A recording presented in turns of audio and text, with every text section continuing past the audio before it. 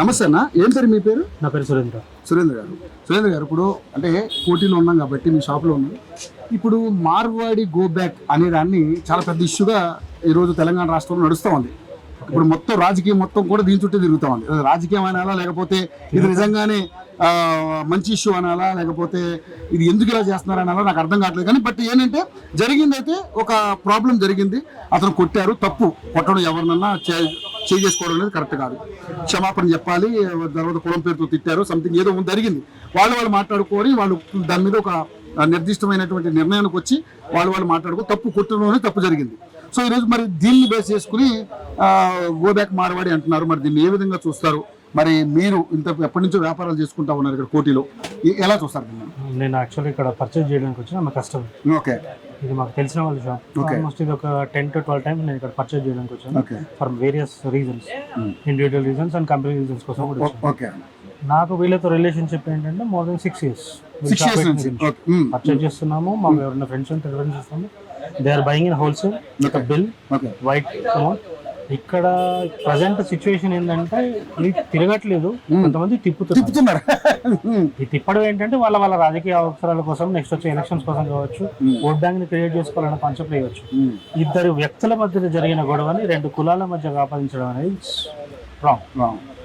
ఆయన కోపం వచ్చింది, ఈయన కోపం వచ్చింది, ఈయన కొట్టుకున్నాడు, ఆయన కొట్టుకున్నాడు, ఇద్దరు పోలీస్ స్టేషన్ పోయారు, కేసులు పెట్టుకున్నారు. ఇండివిజువల్ ఇష్యూని 2 కులాల మధ్యలో, 2 మతాల మధ్యలో, 2 ప్రాంతాల మధ్యలో తీసుకొని రావడం అనేది political game. I don't believe it is utter shot. దీన్ని ఇమీడియట్ గా ఆపేస్తే వాళ్ళ పనులు చేసుకోవచ్చు, గొడవ లేకుండా. కొట్టడం అనేది అంతవరకు కరెక్ట్ అన్న? అగ్రెసివ్ అవ్వడం అనేది ఎవరికైనా వాళ్ళకున్న గ్రౌండ్ రీజన్ బట్టి ఉంటుంది. అగ్రెస్ అయ్యాడు, ఎందుకు అయ్యాడు? వాళ్ళిద్దరి మధ్యలో గొడవ జరిగింది కాబట్టి. ఇండివిజువల్స్ రోడ్డు మీద నేను పోతున్నా, నేను బండి నడుపుతున్నా, అది కూడా అడ్డం వచ్చింది, టంగ్ స్లిప్ అవ్వచ్చు. నేను కూడా నేను ఏ టెన్షన్ లో ఉన్నాను, ఆయన ఏ టెన్షన్ లో ఉన్నాడు. కొంచెం ఎక్స్టెండ్ అయ్యిందంటే ఆటోమేటిక్ కొట్టడం పోతుంది. ఆపుకోవాలని ఒక సైడ్ అనుకున్నా, ఇంకో సైడ్ ఆగుతాడు ఆవిడ తెలియదు కదా. ఇద్దరి మధ్యలో జరిగిందాన్ని మనం అక్కడ లేనప్పుడు దాన్ని జూమ్ చేసి చూసుకోవడం అనేది వేస్ట్. కులం పేరుతో తిట్టారనే దాన్ని కులం పేరుతో తిట్టాను అంటే ఒకటి చెప్తాను. కులం పేరుతో తిట్టడం అనేది అఫెన్స్ అని ఆల్రెడీ రాజ్యాంగంలో రాసిపెట్టుకున్నాను. ఈ కెన్ పుట్ కేసు అని కోర్టుకు వెళ్ళొచ్చు, కొట్లాడొచ్చు. వాళ్ళిద్దరి మధ్యలో జరిగిందని 2 సమాజాలకు ఎందుకు తీసుకెళ్తున్నారు? ఇప్పుడు నేను సపరేట్ కులానికి సంబంధించిన ఏమో పద్మశాలి, ఈయన మార్వాడి, నేను రోడ్డు మీద పోతున్నా, మా ఇద్దరికి గొడవ అయింది. నేను మార్వాడి అని ఆయన తిట్టిన, పద్మశాల నన్ను తిట్టిందంటే నా కులమేంది ఆయన తెలుస్తూనే తిట్టాడు కదా, తెలియకపోతే తిట్టాడు కదా. అంటే ఆయన ఏమన్నాడంటే దూద్ బేచిన వాళ్ళ క్యారేవ్ అన్నట్టుగా మాట్లాడాడు. ఇంకోటి వాళ్ళిద్దరు కులం పేరుతో తిట్టుకునే పరిస్థితికి ఉన్నారంటే వాళ్ళిద్దరికి ఆల్రెడీ పరిచయం. నాకు అది అర్థం కావట్లా. వాళ్ళిద్దరికి ఆల్రెడీ పరిచయం ఉంటేనే ఒకరి కులం ఇంకొకరు తెలుస్తుంది. ఇప్పుడు మీ పేరు నాకు తెలుసా? తెలియదు. మైక్ తీసుకొచ్చి ముందు పెట్టారు, మాట్లాడిన బ్రదర్ అన్న, మీ పేరు నాకు తెలియదు, నా పేరు మీకు తెలియదు. మీ ఇద్దరి గురించి తెలుసుకోవాలంటే, మీ కులం వచ్చి తిట్టాలి అంటే మీతో నాకు ఆల్రెడీ పరిచయం ఉండాలి, లేదా నన్ను చూస్తూ ఉండాలి. వాళ్ళిద్దరికి ఇంటర్వ్యూ ఏమైనా గొడవలు ఉన్నాయేమో ఎవరికి తెలుసు?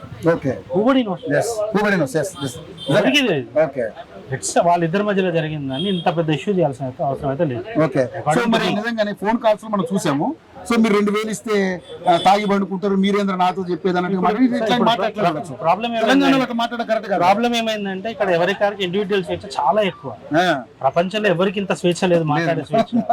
నాకు నచ్చింది నేను నచ్చినట్టుగా మాట్లాడుకునే స్వేచ్ఛ నాకు ఉంది. నువ్వు అఫెండ్ అయితే నా మీద కేసు వేసుకో. సో ఎవ్రీబడి మాట్లాడేటప్పుడు కొంచెం సెన్సిబుల్ గా మాట్లాడితే బెటర్.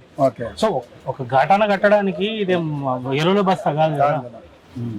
ఎరువులు ఉన్నాయి ఆడ పడేయండి, రైస్ ఉంది ఆడ పడేయండి, బియ్యం ఉన్నాయి ఆడ పడేసుకోండి అని చెప్పడానికి కాదు కదా. ఎవరికి వాళ్ళకి ఆలోచించి మాట్లాడితే బెటర్. మీరు ఈ మార్కెట్ అంతా తెలుసు కదా, మీకు ఎక్కడన్నా మీకు కల్తీ జరిగినట్టు ఏమైనా కనిపించిందండి? కల్తీ వ్యాపారులు మీరు కల్తీ చేస్తున్నారు? కల్తీ జరుగుతుంది అంటే ఒకటి సార్, కల్తీ జరగంటే ప్రపంచంలో ఎక్కడ ఉందో చూపించండి. ఎక్కువ చేస్తున్నారండి అంటే వీళ్ళు ఎక్కడ పర్చేజ్ చేస్తున్నారు, మిగతా వాళ్ళు కూడా అక్కడే పర్చేజ్ చేస్తున్నారు కదా. తయారు చేసే వాడి దగ్గర కల్తీ ఉంటుంది కానీ అమ్మడి దగ్గర ఉండదు కదా. నేను ఇప్పుడు సపోజ్ ఈ కెమెరా ఇది ఉంది, నేను మైక్ మ్యానుఫ్యాక్చరింగ్ చేస్తున్నాను అనుకోండి, కల్తీ నా దగ్గర స్టార్ట్ అవుద్దా, వేరే వాడి దగ్గర స్టార్ట్ అవుద్దా? మ్యానుఫ్యాక్చరింగ్ చేస్తే మీ దగ్గర స్టార్ట్ అవ్వాలి. మరి ఆడిని అడగండి, అమ్మేవాడిని ఎందుకు అడుగుతున్నారు? ఇప్పుడు నేను కొంటున్నా, తెలియదు. వీళ్ళే తయారు ఆశీర్వాద్ పైపులు అనే వాటి మీద చూస్తున్నారు సార్. ఆశీర్వాద్ అనే పైపుల మీద బయట 250 రూపాయలు అంటే వీళ్ళు 250 రూపాయలకి అమ్ముతున్నారు. 250 రూపాయలు అమ్ముతున్నాడు అంటే ఒకటి 250 రూపాయలకి అమ్ముతున్నావు సరే, కంపెనీ నీకు ఏ రేట్ ఇచ్చాడు అడిగినా నేను 250కి నేను అమ్ముతున్నా, 280 ఎంఆర్పీ ఉంది, నువ్వు ఎందుకన్నా తక్కువ అమ్ముతున్నావు ఏ రోజు అడిగినావు? అవు అన్న నేను 100 బస్తాలు అంటే నాకు స్పెషల్ డిస్కౌంట్ ఇస్తాడు, 5% ఎక్కువ ఇస్తాడు, 10% ఎక్కువ ఇస్తాడు. ఓకే, నాకు వచ్చిన లాభాన్ని నాకు ఎక్కువ కస్టమర్ పోతే నాకు మళ్ళీ లాభం వస్తుందని నేను అమ్ముకుంటున్నానేమో. ఆ రకంగా ఎందుకు చూడకూడదు అంటారు? వై ప్రతిదీ నెగిటివ్ పాయింట్ చూడాలా? సపోజ్ చెప్తా, తమడి కెమెరా ఎంత? 850 రూపాయలు సీసీ కెమెరా, ఎంఆర్పి 5999. ఆయన డైరెక్ట్ కంపెనీ దగ్గర నుంచి పర్చేజ్ చేస్తాడు కాబట్టి నాకు 850 హోల్సేల్కి ఇస్తున్నాడు మీకు. దీని మీద ఉన్న దగ్గర 5,000 చిల్లర ఉన్న దగ్గర. మరి నేను రీటైల్ పోయి 5,600 కొనుక్కుంటా కదా.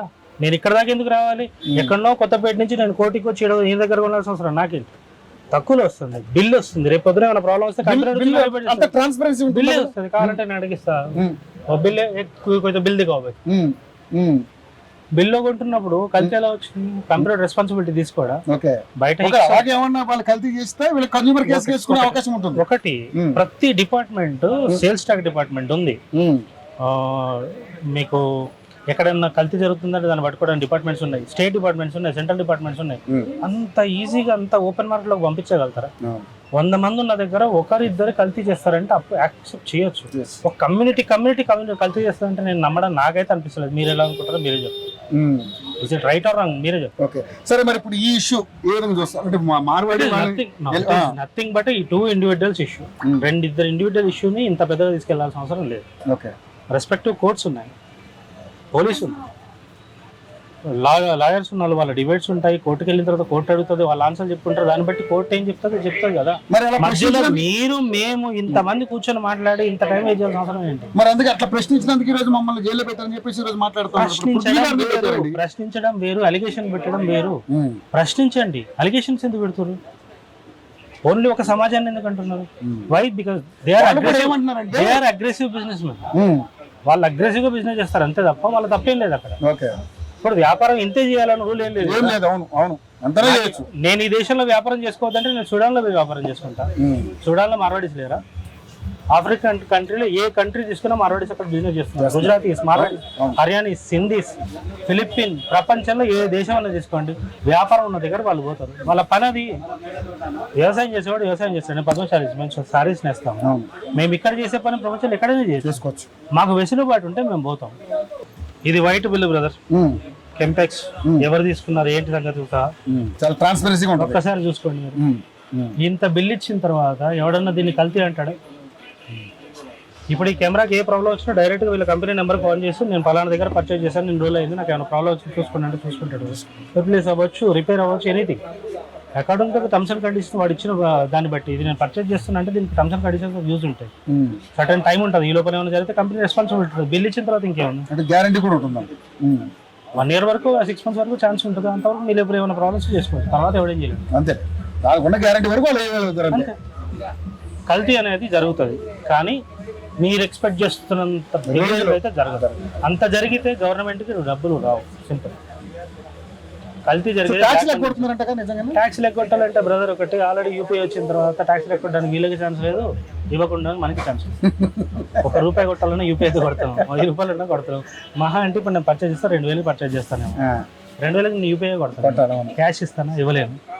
ఏటీఎం కావాలంటే మళ్ళీ 1 కిలోమీటర్ దగ్గర నడుచుకుంటుంది. డబ్బులు దొరుకుతున్నాయి ఏటీఎం. చెప్తున్నారు బ్లాక్ అవుతుందని. అంత రేంజ్ పెద్ద రేంజ్ లో జరిగే అవకాశం ఉంది. పెద్ద రేంజ్ లో చేయాలంటే పెద్ద లెవెల్లో బిజినెస్ జరగాలి సార్. అంత బిజినెస్ జరుగుతుంది.